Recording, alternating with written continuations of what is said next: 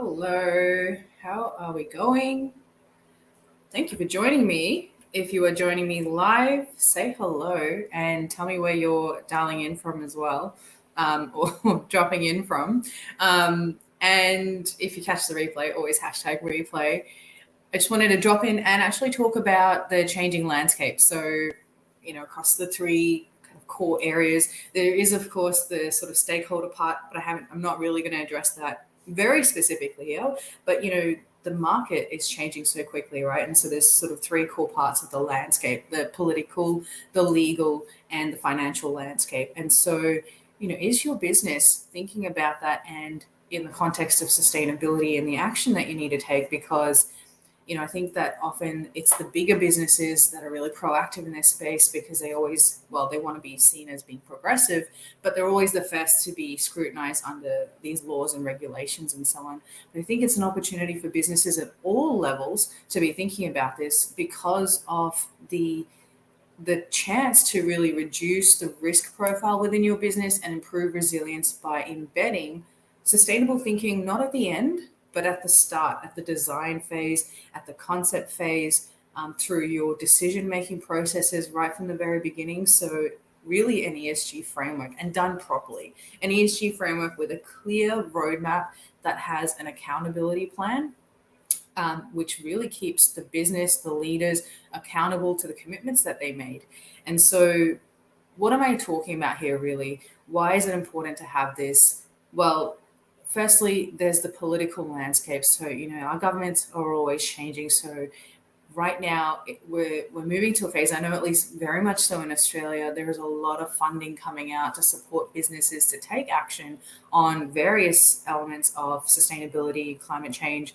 So supporting the circular economy, reducing waste, shifting towards net zero operations, etc. So there's a lot of funding available, but also there's starting to be a shift and a move towards a more carbon centric economy where things like carbon tax, which we abolished, and I have no idea why we did that, but things like that are going to start coming back. And the idea of regulating carbon is not going to be just at the big mammoth level where all the big mining companies are only being scrutinized, but also businesses at a smaller benchmark, the SMEs and so on. So there's the political landscape and how that's shifting, to think about that and how that might impact your business. Are you ready to get ahead, or do you want to wait till it, catches up to you?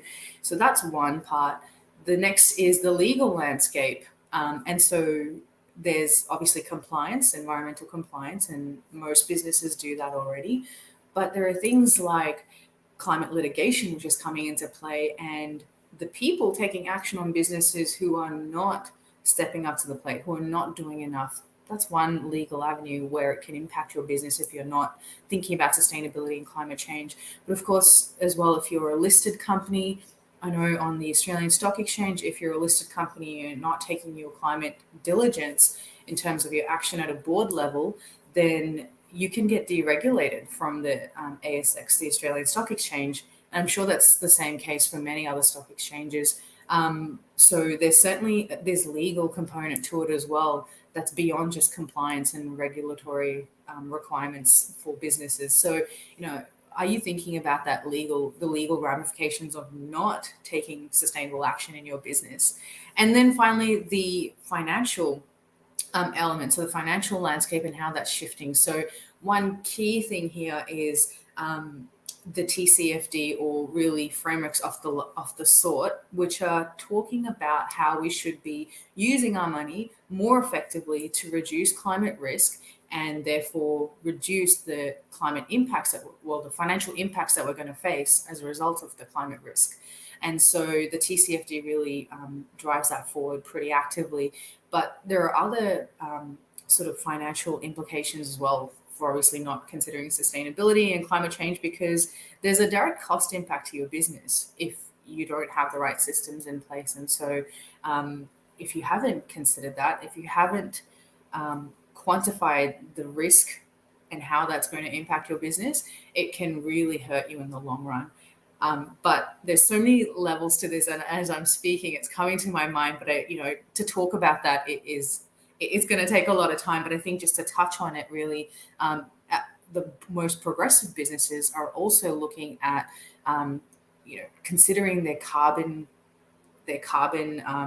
output or their carbon profile as a cost, so that they actually take that ownership and stewardship on their operations, because they know the carbon output and what that really costs them as a business. That's something that some progressive businesses are doing.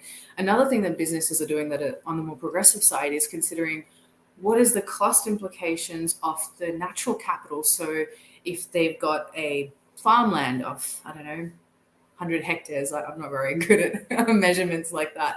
But say they have an area of agricultural land, 100 hectares. They consider the natural capital of that land that they operate on. So anywhere where their business operates and impacts in terms of natural capital, so biodiversity, flora, fauna, etc., they consider the cost of that natural capital and what it means for them to continue operating on that natural capital and impacting that natural capital, and how their business should take ownership and stewardship for it. So there's so many elements as well around the financial component of these three landscapes that I'm talking about today. So if your business is not thinking about these things, I think it could really impact operations in the long term. And I feel like the businesses that are taking these proactive steps, trying to understand this earlier on, bringing in people to support them on this journey, are the ones that are going to really thrive, not just survive. They're going to thrive in this space, because it is no longer just this sort of back burner item, like, oh, we'll think about sustainability next time. It really is right in our faces. I mean, just scroll through your LinkedIn or really anywhere. I mean, people are talking about sustainability in every circle. So it's certainly here. It's certainly here to stay. And I always say that we're moving into a phase where it's no longer, just as I said, a back burner item. It's really becoming as important as safety has been in design, right? Safety is a key thing. All the businesses go 0 incidents this year. Yay, go us. Well, they're going to be saying 0 sustainability impacts this year. Yay, go us. So that's, how important it's becoming. It's just as important as safety, because the businesses realize that sustainability isn't just about looking after some trees and some animals. It's well beyond that. It's about the social systems that we've developed around people and humans. It's around financial sustainability within our economy. It's just so complex. It's around health impacts. It's certainly a humanity crisis as well as a environmental crisis. So it's very much intertwined, very much interrelated, and every business needs to act. It's an opportunity to act more than, just a need. So yeah, you're going to take that opportunity, or you're going to sit back and wait till it, smacks you in the face. I hope you don't wait. I hope you take action now, because the time is now to act. So thank you to those who joined me on LinkedIn. Remember, drop a line, say hello. I always love a little chat, but hope you have an incredible rest of your day, and take care, everybody. I'll talk to you soon. Bye.